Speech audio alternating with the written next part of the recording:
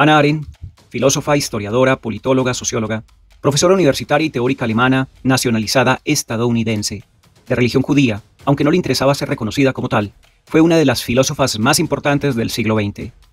Vivió la privación de los derechos y la persecución nazi a los judíos a partir de 1933, así como las consecuencias de este asunto en su encarcelamiento, lo cual le obligó a migrar de estas tierras. Una de sus obras cumbres, Isman en Jerusalén, le obliga a pensar en la banalidad del mal y la superfluidad del ser humano, lo que a su vez le marca su existencia reflexiva en torno a los totalitarismos y la incapacidad que tienen estos para construir cultura.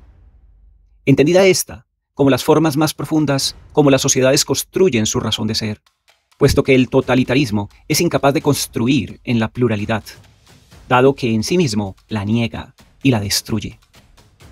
Hannah Arendt escribe en 1981 el texto Los orígenes del totalitarismo, el cual se examinará inicialmente por medio de la reseña de John McGowan de la Universidad de Carolina del Norte, traducción hecha por Leandro Sánchez Marín del Instituto de Filosofía de la Universidad de Antioquia en el año de 2017. Un saludo especial a quienes les interesan las teorías críticas, la sustentabilidad, las vías disruptivas y alternativas al desarrollo.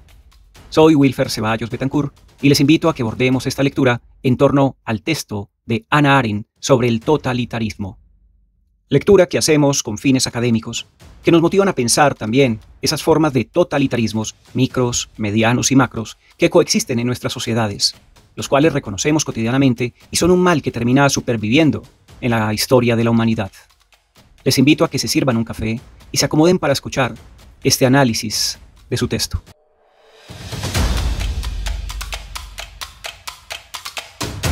Hannah Arendt sobre el totalitarismo, por John McGowan, traducción de Leandro Sánchez Marín.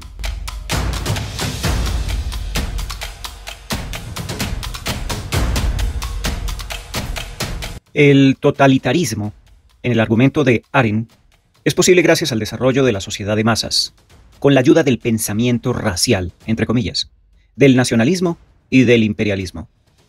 En pie de página se menciona que en una réplica de Eric Voegelin, reimpreso en Ensayos de Comprensión, Hannah Arendt intenta aclarar su metodología en los orígenes del totalitarismo. Lo que hice, entre comillas, fue descubrir los elementos centrales del totalitarismo y analizarlos en términos históricos, rastreándolos en la historia previa hasta donde lo considere oportuno y necesario. Quiere esto decir que no he escrito una historia del totalitarismo, sino un análisis en términos de historia. No he escrito una historia del antisemitismo o del imperialismo, sino analizado el elemento de odio a los judíos o el elemento de la expansión, en la medida en que tales elementos eran aún claramente visibles en el propio fenómeno totalitario y desempeñaban en él un papel decisivo. El libro, por tanto, no se ocupa en realidad de los orígenes del totalitarismo, como su título desafortunadamente pretende, sino que ofrece un examen histórico de los elementos que cristalizaron en el totalitarismo.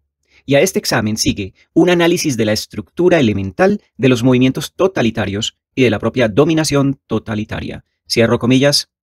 Esto planteado por Hannah Arendt, año 2005. Texto.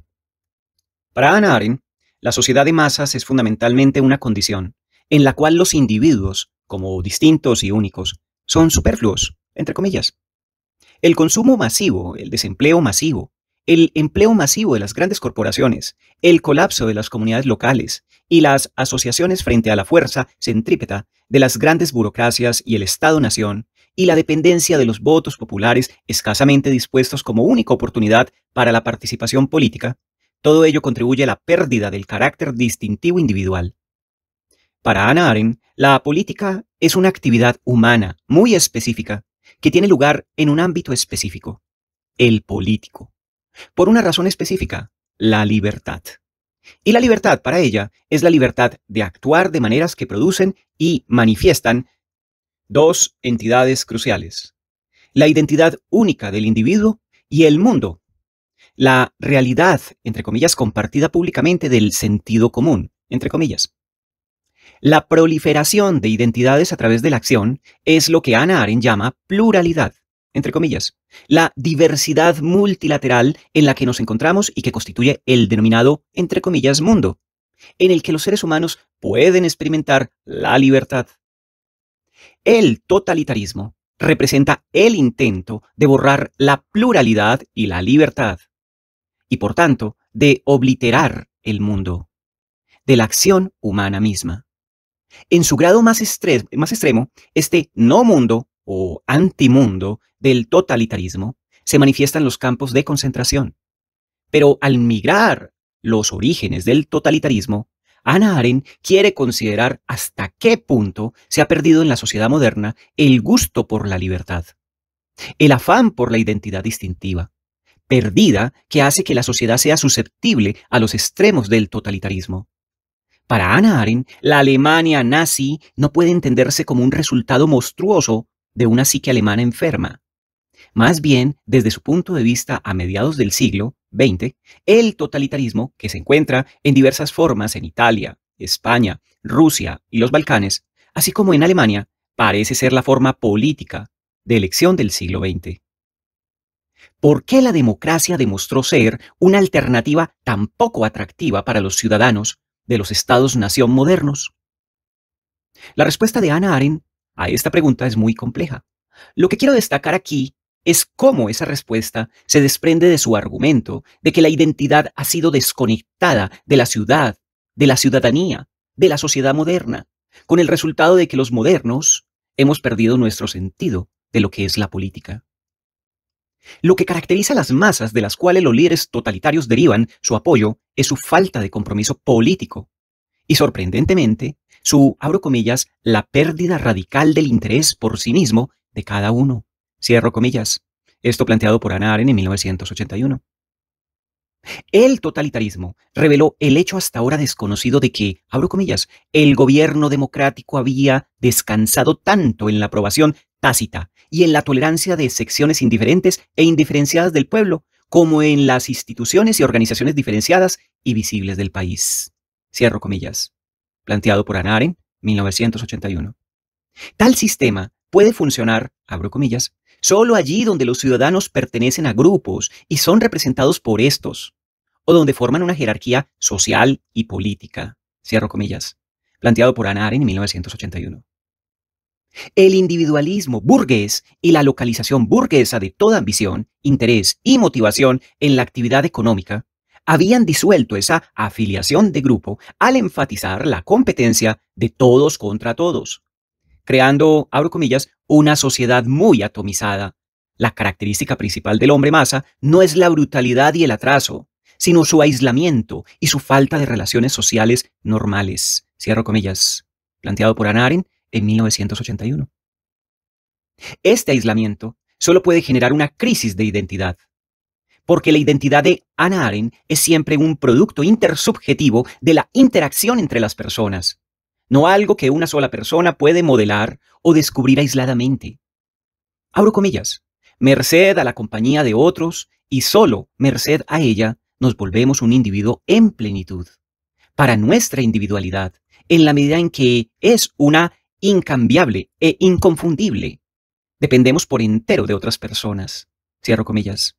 Planteado por Hannah Arendt en texto de 2005.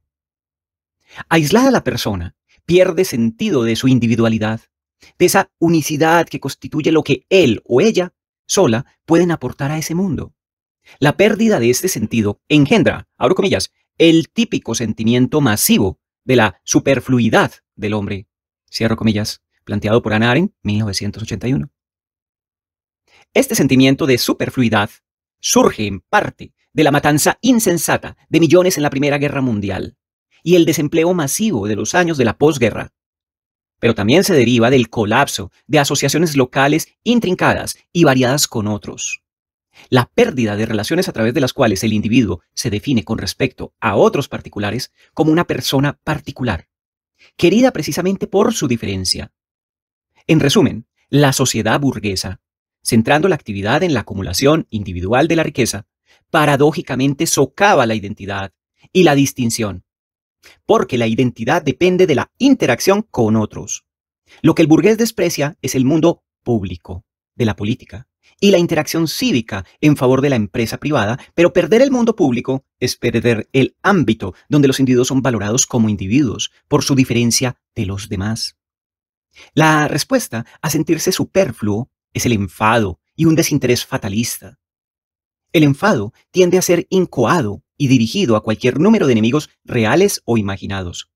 Por lo tanto, es solo un enfado, a la espera de ser aprovechado por organizaciones totalitarias.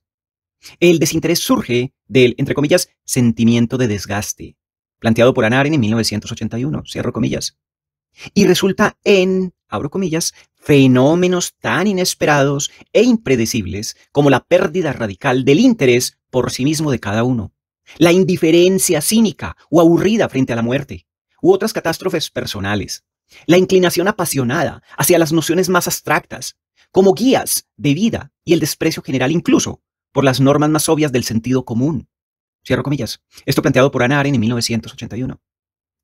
La sustitución de lo abstracto por las relaciones interactivas concretas y por las pertenencias a grupos que se han perdido proporciona el catalizador que transforma el pensamiento racial, entre comillas, el cual, sostiene Arendt, data de la Europa a mediados del siglo XVIII, en un racismo a gran escala. El racismo es abstracto, precisamente porque sustituye características generales, por ejemplo, astuto, supuestamente verdades de grupos enteros, entre ellos, por ejemplo, los judíos, por descripciones basadas en encuentros concretos con personas particulares y aplicables solo a las personas particulares que realmente se encuentran. En la consideración de Hannah Arendt, varios aspectos de las luchas internas, en su mayoría de clase, de las naciones europeas desde 1750 hasta finales de 1800, afirmaron la superioridad racial en un intento de legitimar las pretensiones de monopolizar el poder político y social. Pero tales intentos fueron generalmente marginados cuando el Estado-nación europeo reconoció que, abro comillas, el racismo puede provocar conflictos civiles en todos los países. Y es uno de los dispositivos más ingeniosos jamás inventados para preparar la guerra civil. Cierro comillas. Dado que ningún espacio geográficamente definido será alguna vez étnicamente puro. El Estado-nación no es un Estado étnico, insiste Hannah Arendt, sino que solo es posible cuando, abro comillas, el gran principio sobre el cual se construyen las organizaciones nacionales de pueblos, el principio de igualdad y solidaridad de todos los pueblos garantizados por la idea de la humanidad, cierro comillas, es aceptado. En resumen, el racismo se mantuvo bajo control en la Europa de los Estados-naciones emergentes, porque el racismo, abro comillas, tiende a destruir el cuerpo político de la nación. Esto planteado por Hannah Arendt, 1981. El racismo es una parte vital del totalitarismo, precisamente porque el totalitarismo apunta justamente a esa destrucción del cuerpo político. En su propia hostilidad hacia lo político, el imperialismo es una pieza con la burguesa hostilidad general hacia la política. Marginalizado el pensamiento racial, se convierte en racismo y por lo tanto se vuelve más respetable durante la fiebre imperialista de finales del siglo XIX para África. Hay que tener en cuenta no solo que el argumento de Hannah Arendt es eurocéntrico y por lo tanto no considera el racismo en los Estados Unidos, sino que tampoco tiene nada que decir sobre la historia española o sobre el imperialismo mucho más antiguo de España, Francia e Inglaterra en las Américas. La justificación racial por regla no corre el riesgo de guerra civil, pues la regla es que se realizará sobre los pueblos extranjeros no europeos. Abro comillas. Lo que los imperialistas realmente deseaban era la expansión del poder político, sin la fundación de un cuerpo político. Cierro comillas. Planteado por Hannah Arendt en 1981. Y el racismo les proporcionó exactamente el atajo que deseaban. En lugar del Estado-nación plural, en la madre patria, un espacio político en el que varios grupos se mantenían en varias relaciones competitivas y de cooperación entre sí, y todos esos grupos tenían acceso legal a las instituciones de gobierno, el imperialismo instituyó una imposición de poder racialmente justificada desde arriba. Una imposición que solo podía lograrse mediante la violencia y cuyo único objetivo era, abro comillas, la acumulación ilimitada de poder. Y su corolario, abro comillas, la acumulación ilimitada de capital. Cierro comillas.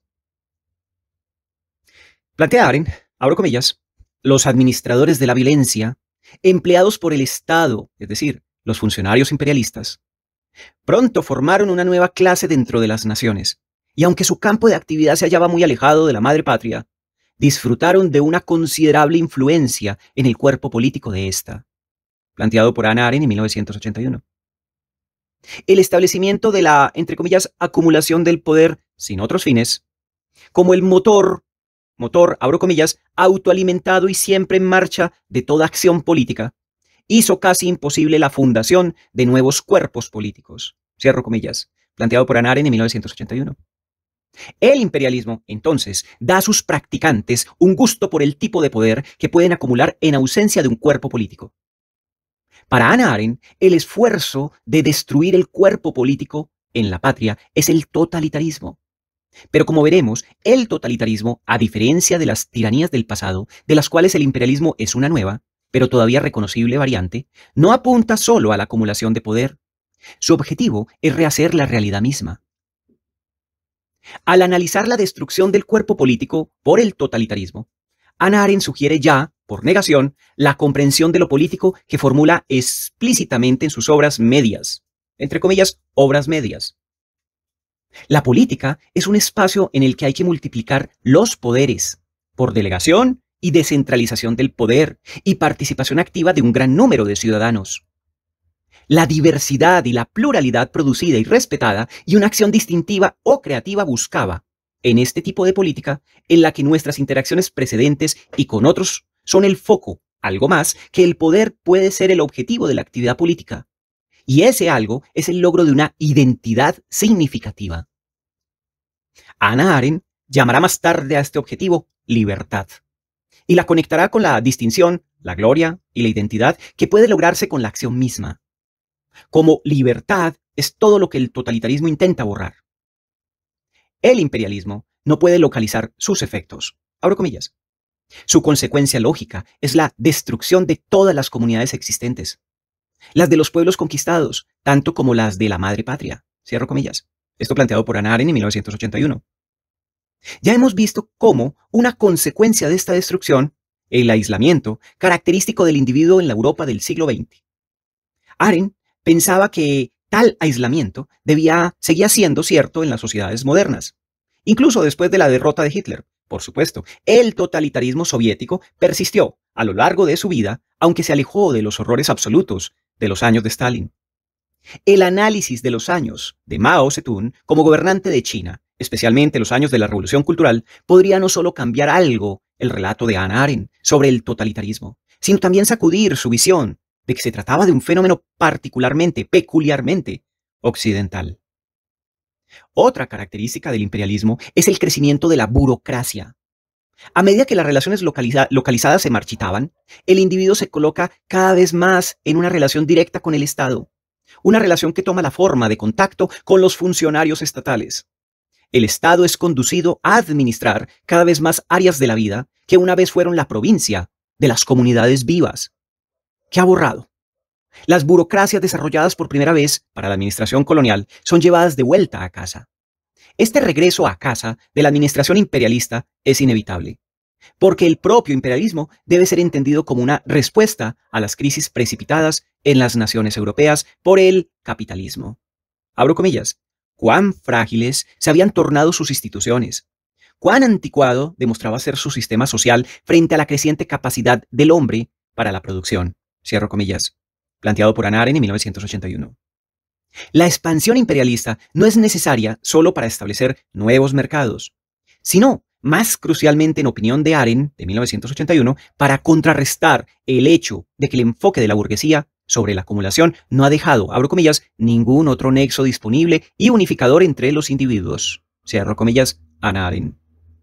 Que la explotación del intruso, abro comillas, en una sociedad de intereses en conflicto, donde el bien común era identificado con la suma total de los intereses individuales. La expansión como tal parecía ser un imposible interés común de la nación en su conjunto. Cierro comillas. Planteado por Hannah Arendt en 1981. Los medios elegidos para la, abro comillas, preservación, eran también desesperados y al final el remedio resultó ser peor que la enfermedad. Planteado por Hannah Arendt en 1981. Cierro comillas. En este análisis vemos una vez más avanzando a Hannah Arendt hacia posiciones más explícitas en trabajos posteriores. Su insistencia en que las preocupaciones económicas no pueden proveer la comunidad que la política requiere, y su creencia de que la contestación, no la unanimidad, es el signo de una esfera política vital. La burguesía es apolítica, en la medida en que quiere concentrar todas sus energías en las actividades económicas, y es antipolítica, en el peligro positivo para la política, en la medida en que desea un reino público libre de conflictos. El fin del conflicto solo puede lograrse mediante la tiranía, por un totalitarismo cuyo método es el terror, y cuyo objetivo es la destrucción de la pluralidad. De ello, se deduce que el uso del racismo para lograr la unidad, como uso similar del nacionalismo, es profundamente antipolítico. Abro comillas.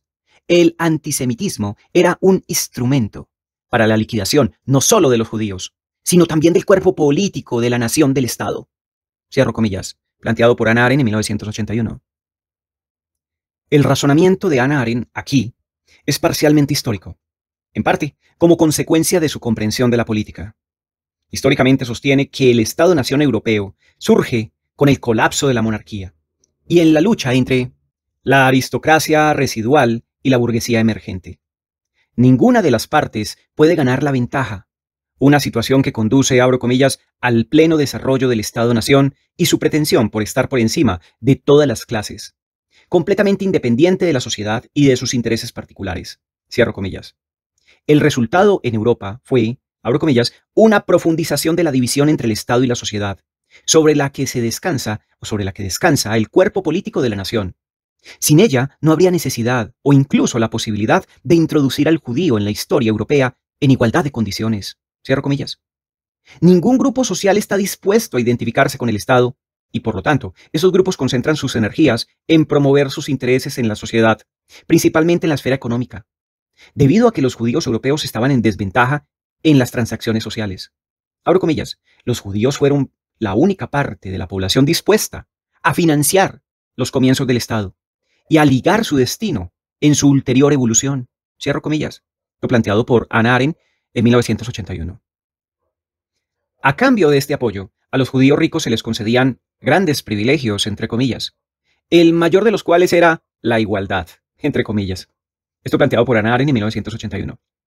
Pero tales privilegios no se extendían a todos los judíos, lo que significaba que los judíos como grupo eran anómalos en la Europa del siglo XIX.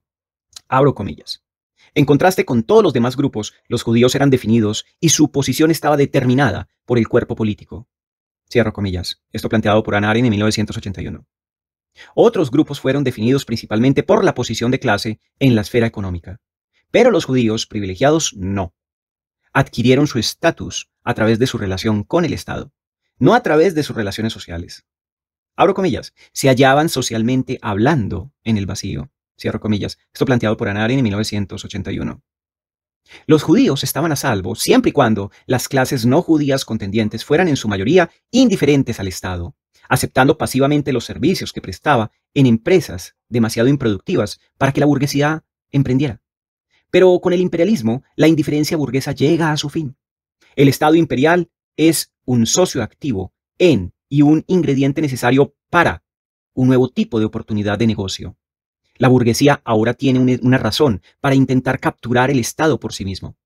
Así, el imperialismo trae un nuevo impulso para un Estado unificado que representa los intereses de la nación entera. Este empuje toma a la ideología racista que ha justificado el imperialismo y lo ha vuelto contra aquellos grupos internos que pueden verse frustrando el esfuerzo para lograr que el Estado actúe por un solo motivo. De ahí el surgimiento del antisemitismo en la década de 1890. Con el caso Dreyfus en Francia y la formación de los partidos pangermánico y paneslavo en Europa Central y Oriental, habiendo definido el Estado-nación como abarcando una variedad de pueblos unificados solo por compartir un lugar. Hannah Arendt caracteriza a estos nuevos grupos como abogando por un nacionalismo tribal, entre comillas, hostil al Estado-nación y al cuerpo político de su propia nación, entre comillas. Esto planteado por Hannah Arendt en 1981. Los judíos, porque están asociados con el Estado-nación, son un objetivo obvio de tal hostilidad. Que los judíos puedan ser designados también como diferentes racialmente sellaría la tragedia. Los ataques a los judíos, tanto como otros ataques raciales, como los poderes ocultos detrás de un Estado recalcitrante, son el vehículo perfecto para llevar el imperialismo de vuelta a la casa. El imperialismo doméstico no es aún totalitarismo. Pero que esa transición ocurra, los partidos totalitarios no solo deben explotar los deseos de unidad y ventaja económica junto con las patologías del aislamiento y superfluidad, sino que también deben emplear activamente del terror para destruir cualquier relación vivida fuera de la red totalitaria. Es esta destrucción de un mundo vivido y su reemplazo por uno fabricado que marca el asalto totalitario a la realidad y conduce a las cuestiones ontológicas de mi segundo tema. Pero primero, permítame indicar cómo el análisis de Hannah Arendt de la prehistoria del totalitarismo sugiere cómo desarrolla en sus últimas obras el tema de la política como revelación de la identidad. Lo que está en juego es dónde se encuentra la identidad, aunque su posición no está plenamente articulada en los orígenes del totalitarismo. Hannah Arendt indica ya que ve la identidad como un marcador de distinción. Entre paréntesis, de tal manera que la diversidad completa de identidades constituye la pluralidad del mundo. Y que tal distinción se logra a través de relaciones con otros. Por lo tanto, la identidad no es algo que uno posee inherentemente, internamente o esencialmente como una entidad individual. De hecho, es probablemente incorrecto pensar en la identidad como el tipo de cosa que se puede poseer. Uno no tiene una identidad, sino que descubre una identidad cuando se manifiesta en varias interacciones con otros. Es fácil ver que esa comprensión de la identidad es totalmente incompatible con el racismo. Para que el racismo tenga algún sentido, los rasgos raciales deben funcionar de la misma manera en cada persona de una raza en particular, independientemente del contexto y de los otros con los que interactúa el yo. Por supuesto, el racismo también supone que la raza triunfa, entre comillas, sobre cualquiera de otros rasgos de una persona o que cualquier otra persona pueda poseer.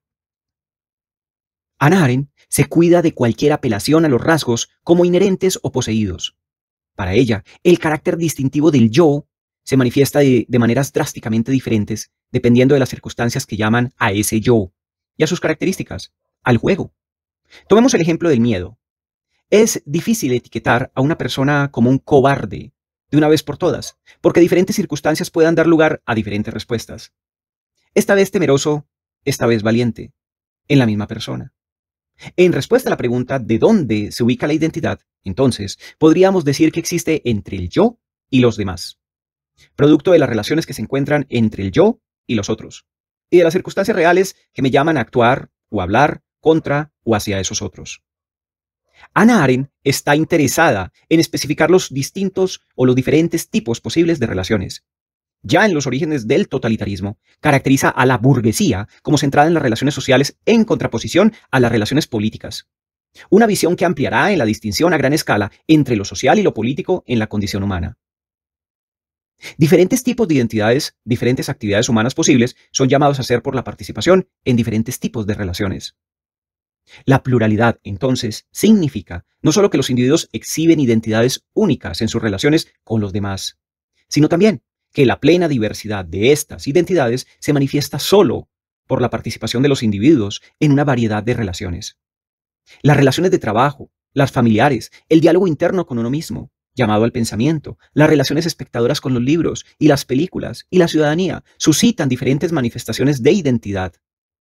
Sin embargo, todas estas facetas de la identidad no son iguales para Hannah Arendt.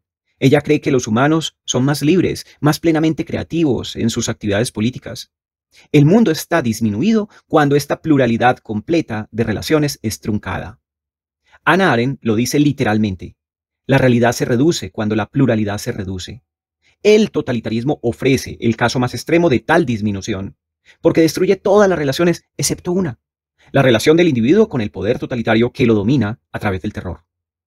Pero el totalitarismo es solo un ejemplo de trabajo contra la pluralidad.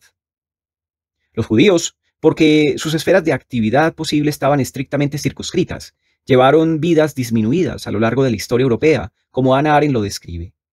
Pero también lo hizo la burguesía, aunque fuera por elección y no por compulsión, centrándose tan exclusivamente en lo económico. Gran parte del trabajo de la vida de Hannah Arendt puede verse como un esfuerzo por recordarnos las alegrías de la acción política, es decir, la vida activa, y las alegrías del pensamiento de la filosofía, es decir, la vida contemplativa. Ambas alegrías se han perdido en el énfasis burgués, en el logro económico y en los placeres y satisfacciones de la vida doméstica, familiar. Hannah Arendt no tiene nada en contra de la actividad económica y la vida familiar per se, pero está angustiada por lo que ella ve como un dominio de nuestra atención en el mundo moderno. Ella quiere llevarnos a la posible riqueza de un mundo que abarca una gama completa de actividades y sitios en los que descubrir, experimentar y mostrar nuestras identidades. El totalitarismo marca nuestros tiempos no solo porque dominó Europa a mediados del siglo XX, sino también porque está en sintonía con la indiferencia moderna hacia una existencia plenamente pluralista. La súplica por la pluralidad podría ser llamado el componente existencialista de las opiniones de Hannah Arendt sobre la identidad. Su preocupación por las condiciones bajo las cuales podría existir una identidad plenamente activada. Pero sus pensamientos sobre la identidad también tienen un componente específicamente político, especialmente relevante para la experiencia del totalitarismo. En el siguiente capítulo discutiré los elementos potenciales del sí mismo, del yo, que Hannah Arendt asocia con la ciudadanía. Lo que nos preocupa aquí es lo que el yo pierde cuando pierde la ciudadanía, cuando se convierte en apátrida, debido a que Hannah Arendt en su obra posterior pondrá tal énfasis en la acción sobre lo que el yo puede hacer en el ámbito de la libertad, que es el político. La importancia crucial de los derechos en su filosofía política podría pasarse por alto. Existe el problema adicional de los derechos en Hannah Arendt, que no son en absoluto iguales que los derechos de la tradición liberal de John Locke y John Stuart Mill. En la filosofía política liberal, los derechos casi siempre definen los límites del poder estatal y, por lo tanto, funcionan para asegurar áreas de actividad individual separadas del Estado.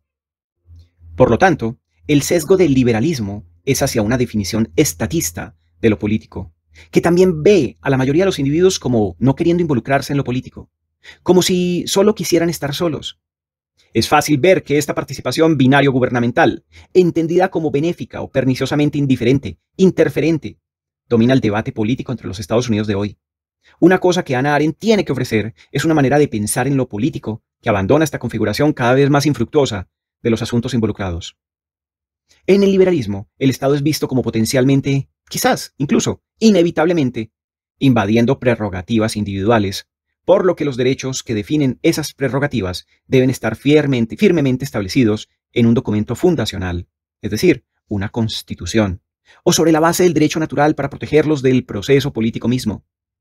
Debe establecerse un poder sobre y contra el poder del Estado para frenar la tendencia interna del Estado a aumentar su influencia sobre los ciudadanos individuales. El liberalismo, por lo tanto, se basa en la creencia de que la parte más significativa de la vida humana se vive en un ámbito apolítico, y que el Estado es un mal necesario que debe mantenerse estrictamente delimitado. Thoreau resumió sucintamente esta posición cuando escribió que el mejor gobierno es el que menos gobierna. Los derechos en el liberalismo protegen al individuo de la interferencia. El bien que el orden político liberal trata de promover es la libertad, donde la libertad se entiende como libertad negativa, la ausencia de restricciones externas a las decisiones y acciones del yo. Hannah Arendt no desprecia totalmente la tradición liberal. Ella cree firmemente en la eficacia de las constituciones, que se deriva de su adhesión general a la doctrina liberal de la separación de poderes. Y también es una fuerte partidaria de los derechos. Pero para ella, los derechos se definen primordialmente como una participación igualitaria y plena en lo político. Los derechos, podríamos decir, son, para ella, las mínimas condiciones de ciudadanía, pero no el mayor beneficio de la ciudadanía. Su consideración no estatal de lo político, con su énfasis en la interacción de los ciudadanos en una esfera pública, significa que los derechos no son tanto una protección contra el Estado como los términos en la igualdad de miembros en el sistema de gobierno. Los derechos son la buena base para lograr el bien de la libertad negativa, sino la condición propicia para lograr los bienes que uno gana a través de la acción con otros en la esfera pública. En otras palabras, Hannah Arendt subraya los bienes positivos que la acción política puede asegurar, más que el bien negativo de la protección contra la tiranía. Como primeros pasos hacia bienes positivos, los derechos son absolutamente cruciales, debido a que los derechos en Hannah Arendt están ligados específicamente a bienes y acciones políticas. Ella insiste vehementemente en que los derechos nunca podrían ser naturales. Lo político es una creación específicamente humana, y los derechos son hechos por el hombre, como todo lo político. Menos vehementemente, no es totalmente coherente en este punto, su comprensión de los derechos implica que no pueden ser universales. No tenemos derechos simplemente por ser humanos. Más bien, tenemos derechos en virtud de la pertenencia a una determinada política. Una política que crea esos derechos a través de existencia y su inclusión en ciertas personas. Y una política que preserva esos derechos mientras continúe proporcionando participación igual a todos sus miembros. Los derechos y la igualdad son, en definitiva, completamente políticos para Hannah Arendt. son creados y mantenidos políticamente. Por lo tanto, la persona apátrida no tiene derechos. Un punto que los nazis comprendieron perfectamente y que hace que la situación de Adolf Eichmann, después de su secuestro, parezca absolutamente adecuada para Hannah Arendt. Abro comillas. La apatridia, de facto, de Eichmann, la apatridia y solo la apatridia permitió que el Tribunal de Jerusalén llegara a juzgarle. Eichmann, aun cuando no fuese un experto jurista, estaba en situación de comprender muy bien lo anterior, ya que en méritos de su propia carrera sabía que tan solo con los apátridas puede uno hacer lo que quiera. Antes de exterminar a los judíos fue preciso hacerles perder su nacionalidad. Cierro comillas. Esto planteado en texto de Hannah Arendt en el año 2008. Para aquellos que protestan que las políticas humanas son demasiado contingentes, corrompen demasiado potencialmente un fundamento sobre el cual apostar tanto, la única respuesta de Hannah Arendt es que no tenemos nada más. Veamos la historia del siglo XX. Toda su lección es que los derechos son fácilmente abrumados y nunca garantizados. No hay ninguna salvaguardia contra el maltrato humano de otros seres humanos, excepto la acción humana que protesta y trabaja contra ese maltrato. Vale la pena luchar por los derechos precisamente porque pueden perderse. Estamos totalmente en el reino de los poderes humanos, oscilando aquí, unos contra otros. Ningún poder no humano, ningún arreglo institucional puede salvarnos del mal humano. Sin embargo, la conclusión que se debe sacar no es que deberíamos odiar o abandonar lo político. Más bien, la ciudadanía y lo público y lo político son reconocidos como aún más preciosos, aunque más frágiles, de lo que podríamos haber supuesto. El totalitarismo nos muestra que lo político puede ser completamente borrado y con resultados horribles. Lo político es la única fuente de derechos, incluso si lo político no puede proteger con éxito los derechos en todos los casos. El poder que constituye lo político, que para Hannah Arendt llama actuar en concierto, entre comillas, es lo que constituye y protege los derechos. Así, las libertades del movimiento de la habla, entre otros, y las posibilidades de acción que los derechos crean para los individuos son un producto de la ciudadanía, no de alguna humanidad innata. En este sentido, Hannah Arendt puede ser vista como una defensora de la libertad positiva, entre comillas, a diferencia de la libertad negativa. La posición articulada por la libertad positiva insiste en que la propia posibilidad de la individualidad, de la actividad individual significativa, se basa en la pertenencia a una comunidad humana, que implica ciertas restricciones y condiciones sobre una libertad fantástica, absoluta. El carácter distintivo de la identidad que Hannah Arendt valora solo puede realizarse dentro de lo político, dentro del ámbito en el que los derechos y la igualdad hacen posible la libertad. Así, los componentes existenciales de la identidad dependen de y solo pueden activarse dentro de condiciones específicamente políticas de posibilidad. Podemos comenzar a considerar la dimensión ontológica del totalitarismo pensando en su asalto a los derechos. La ontología se refiere aquí a la realidad que el totalitarismo está dispuesto a reconocer. El antimundo que se esfuerza por crear. El cuerpo político, entre comillas, para Hannah Arendt, existe como un espacio de interacción entre participantes iguales. Si la participación no es igual, la pluralidad, una diversidad completa de yoes, acciones y opiniones no puede resultar. Existen derechos para proteger esa igualdad, así como lo político existe para fomentar esa pluralidad. Para Hannah Arendt, por fin, es esa pluralidad la que constituye nuestro mundo como el lugar rico y fascinante que potencialmente puede ser. La libertad para Hannah Arendt es un disfrute, y el ámbito político es donde llegamos a ser libres. Los seres humanos que actúan libremente en el ámbito político crean una realidad satisfactoriamente compleja y texturizada. El mundo, entre comillas, en su lenguaje, junto con sus identidades satisfactoriamente complejas y texturizadas. El totalitarismo, en este punto de vista, es odio a la pluralidad. El, abro comillas, desprecio totalitario por la realidad y por los hechos, cierro comillas. Esto se soporta en Hannah Arendt en 1981. Se manifiesta en el esfuerzo de, abro comillas, establecer el mundo ficticio del movimiento como una realidad tangible y operante de la vida cotidiana, cierro comillas. Soportado en Hannah Arendt en 1981. Reitero, el desprecio totalitario por la realidad y por los hechos se manifiesta en el esfuerzo de establecer el mundo ficticio del movimiento como una realidad tangible y operante de la vida cotidiana. El totalitarismo reemplaza, abro comillas, el reconocimiento de mis semejantes o de las naciones semejantes a la mía, como súbditos, como constructores de mundos o como codificadores de un mundo común, cierro comillas, planteado por Hannah Arendt en 1981. con el intento de, abro comillas, organizar la pluralidad y diferenciación infinitas de los seres humanos como si la humanidad fuese justamente un individuo, cierro comillas. Hannah Arendt, 1981. Lo que el totalitarismo no puede soportar es, abro comillas, la imprevisibilidad que procede del hecho de que los hombres sean creativos, que puedan producir algo tan nuevo que nadie llegó a prever, cierro comillas. Esto planteado por Hannah Arendt en 1981. Porque la realidad es el producto de tal actividad creadora, o porque es un producto intersubjetivo. El camino de la historia no puede ser controlado por ningún poder humano. Los resultados de la acción humana siempre exceden la intención, porque ningún agente, ya sea un individuo o un agente colectivo, puede calcular de antemano todos los otros factores con los que una acción interactuará. Y lo más importante, ningún cálculo puede determinar de antemano las acciones de respuesta de otros agentes humanos en el mundo. El totalitarismo trata de negar este hecho, y Hannah Arendt insiste en que es un hecho. Ella apuesta firmemente a la ficción totalitaria contra la realidad, de un mundo común forjado a través de la interacción intersubjetiva. El, abro comillas, desprecio totalitario por la realidad y los hechos, cierro comillas, va de acuerdo con su convicción de que todo es posible. Esto según Hannah Arendt en 1981. Que un poder totalizador puede crear el mundo completamente según su propia voluntad. Y debido a que la ontología para Hannah Arendt descansa en la afirmación de que el mundo que habitamos surge como resultado de nuestras acciones creativas frente a y con otros, se sigue que, abro comillas, lo que por eso tratan de lograr las ideologías totalitarias no es la transformación del mundo exterior o la transformación revolucionaria de la sociedad, sino la transformación de la misma naturaleza humana. Cierro comillas. Esto soportado en Hannah Arendt, 1981.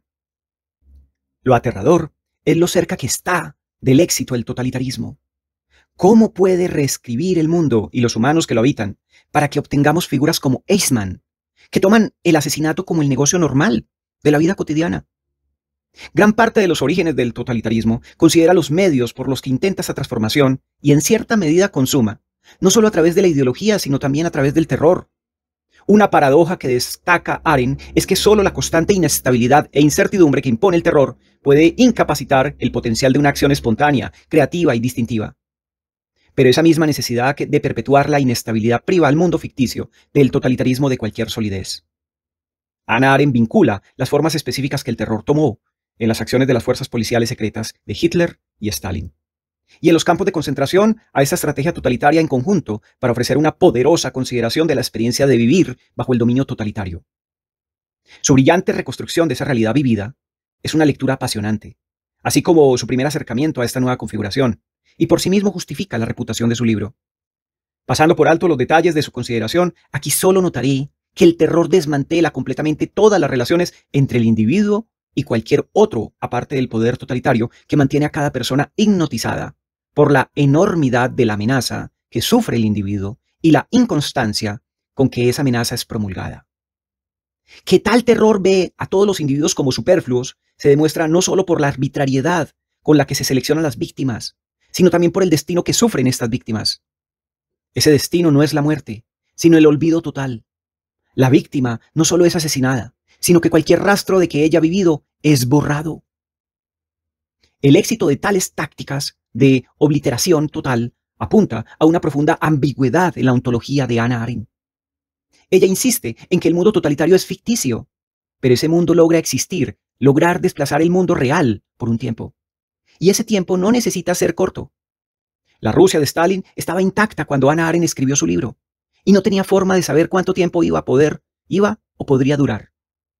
De hecho, Hannah Arendt quiere ser clara en que no podemos esperar que en la realidad alguna naturaleza resiliente de las cosas haga el trabajo de destruir el totalitarismo para nosotros. Así como no hay nada más allá de la actividad humana que pueda remediar las violaciones humanas de los derechos.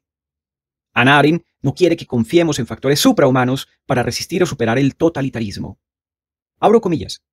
La falacia trágica de todas estas profecías de que el totalitarismo debe colapsar por sí mismo, escribe ella, consistió en superponer y en suponer que existía algo semejante a una naturaleza humana establecida para siempre, en identificar a esa naturaleza humana con la historia y en declarar así que la idea de la dominación total era no solo inhumana, sino también irrealista.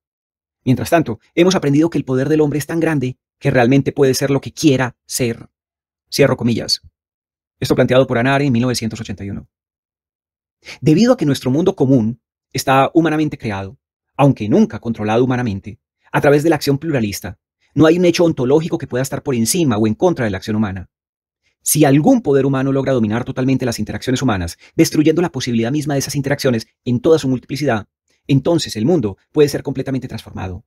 En otras palabras, el totalitarismo tiene profundas implicaciones ontológicas. No hay ninguna garantía contra la formación totalitaria de la realidad horripilante de los campos de concentración.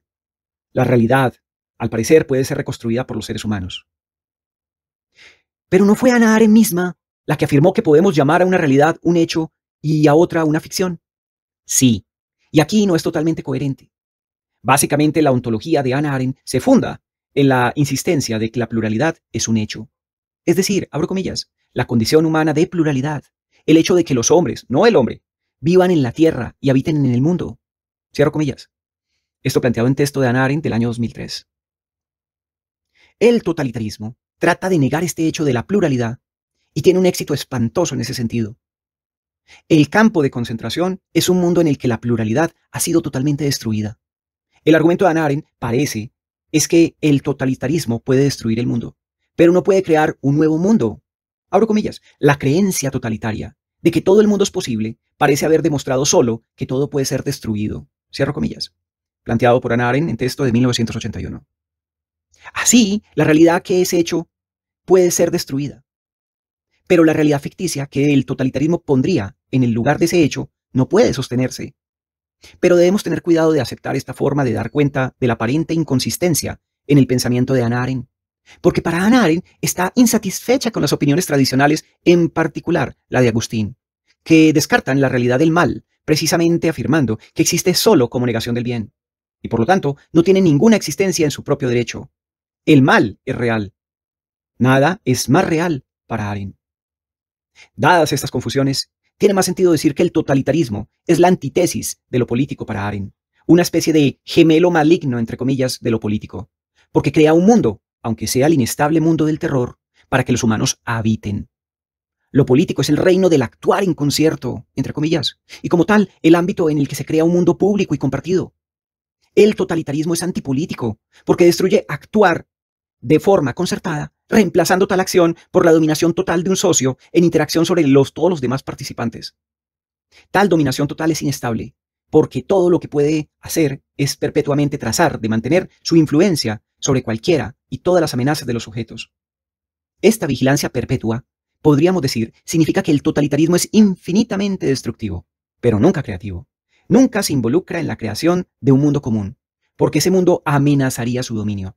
En su lugar, todas sus energías están dirigidas a deshacer continuamente esa comunidad, a fomentar la atomización en la que descansa. Llegamos aquí a mi tercer tema, la problemática de la comprensión. Para describir el totalitarismo como antipolítico, se deben, como he sugerido, recordar las reflexiones de Agustín sobre el mal. Y tiene sentido decir que si la teodicea tradicional, se compromete a comprender, a dar cuenta de la bondad de la creación de Dios, a pesar del sufrimiento aparente y del mal, entonces la autodenominada tarea de Hannah Arendt es comprender la total depravación del comportamiento humano en el terrible siglo que fue su destino vivir. Lo que motiva su trabajo, dice en una entrevista, no es un interés, abro comillas, no me importa la influencia que pueda tener, para mí lo esencial es comprender. Yo tengo que comprender, y escribir forma parte de ello. Es parte del proceso de la comprensión, cierro comillas, planteado por Hannah Arendt en un texto de 2005. Y el mayor rompecabezas que se le plantea a la comprensión es el mal radical, entre comillas, exhibido por el totalitarismo. El término mal radical proviene de Immanuel Kant, pero ni él ni Agustín nos ayudan a entenderlo. Arendt en 1981 nos dice, abro comillas, es inherente a toda nuestra tradición filosófica el que no podamos concebir un mal radical. Por eso no tenemos nada en que basarnos para comprender un fenómeno que, sin embargo, nos enfrenta con su abrumadora realidad y destruye todas las formas que conocemos. Cierro comillas, Hannah Arendt, 1981. La irrelevancia de las normas conocidas deja a Hannah Arendt con muy poco que decir sobre el mal radical en su texto Los orígenes del totalitarismo. Abro comillas.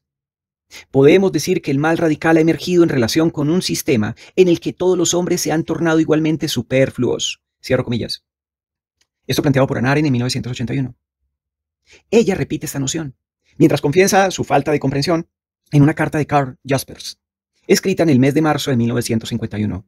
Cuando su libro fue publicado, planteaba, abro comillas, no sé lo que en realidad es el mal radical, pero tiene algo que ver con este fenómeno, la superfluidad de los hombres como hombres. Esto planteado, cierro comillas, planteado por Hannah Arendt en Jungbrull en 1993.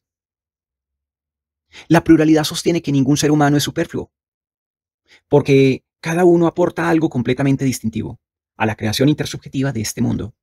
Este mundo está disminuido, empobrecido por la pérdida de incluso un individuo.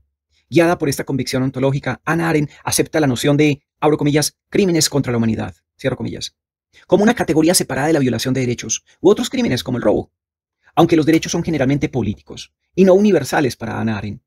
El derecho a una existencia distintiva sí surge como universal en su obra, y es la violación de ese derecho, la hostilidad y la destrucción de la vida individual en su individualidad, lo que ella designa mal radical, entre comillas. Tales actos son un crimen contra la humanidad, no solo contra el individuo destruido, porque disminuyen el mismo mundo, la misma realidad que los humanos llegan a habitar. Hannah Arendt vuelve el problema del mal a raíz del caso de Eichmann, dedicando gran parte de su obra final denominada La vida del espíritu a esta cuestión. Sin embargo, ella se niega constantemente a especular sobre los posibles motivos de una hostilidad a la pluralidad. Podríamos postular un deseo de control o un temor a lo contingente, lo incognoscible, y o lo diferente.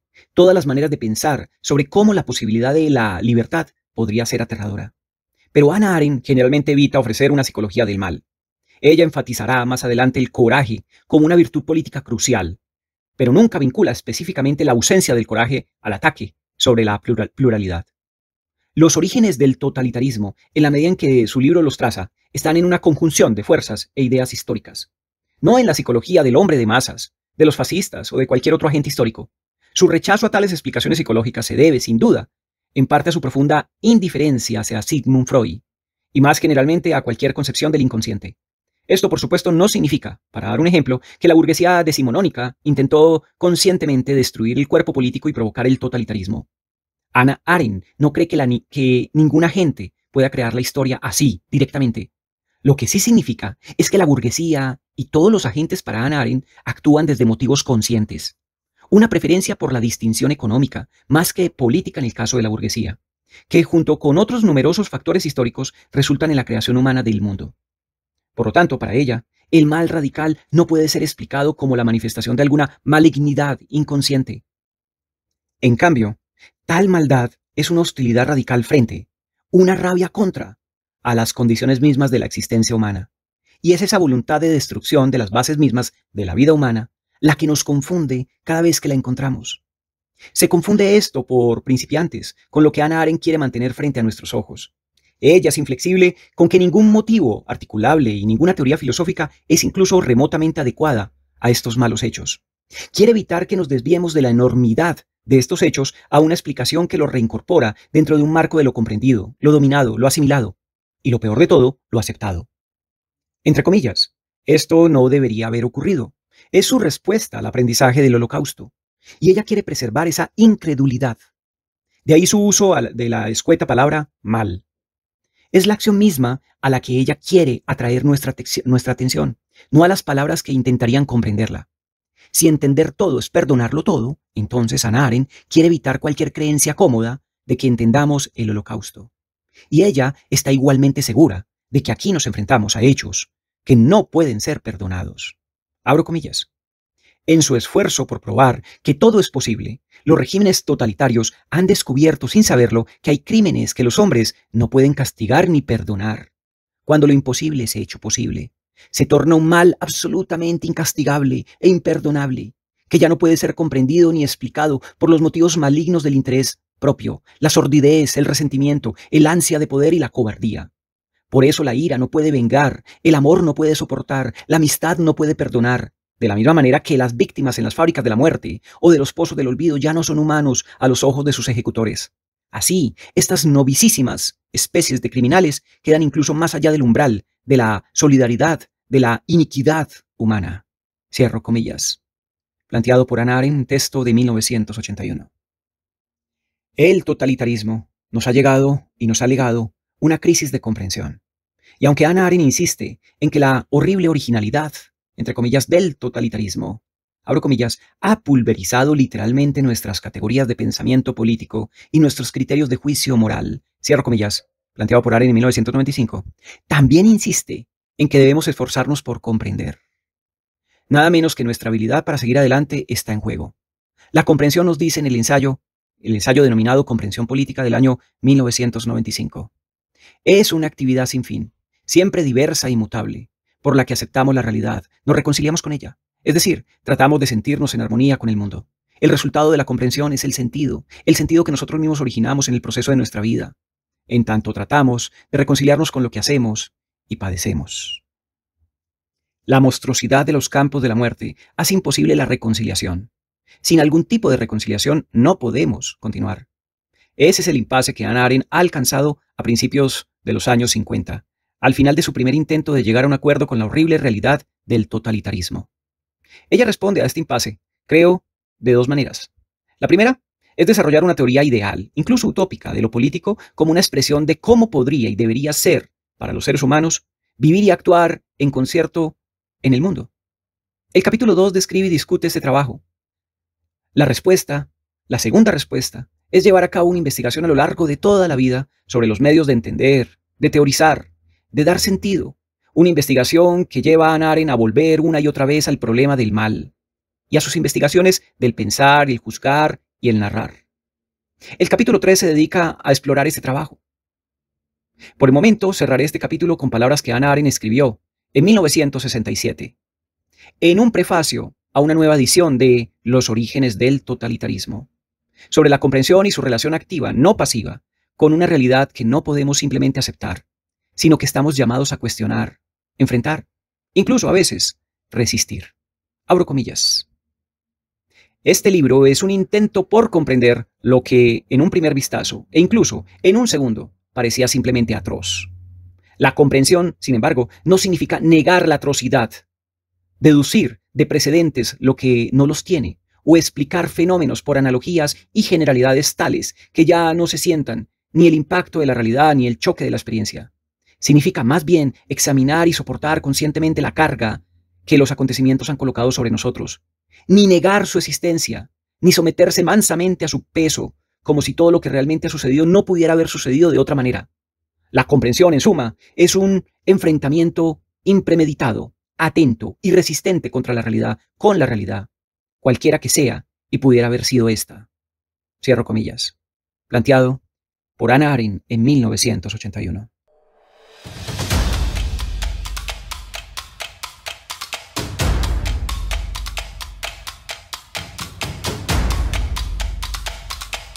Hemos llegado al final de la lectura del análisis del texto de Hannah Arendt sobre el totalitarismo por John McGowan, con traducción de Leandro Sánchez Marín del Instituto de Filosofía de la Universidad de Antioquia, publicado en el año 2017. Lectura que hacemos con fines estrictamente académicos. Les invito a que sigamos abordando reseñas de autores clave que nos darán pistas para nuestras próximas lecturas. Soy Wilfer Ceballos Betancourt y los espero en un siguiente podcast.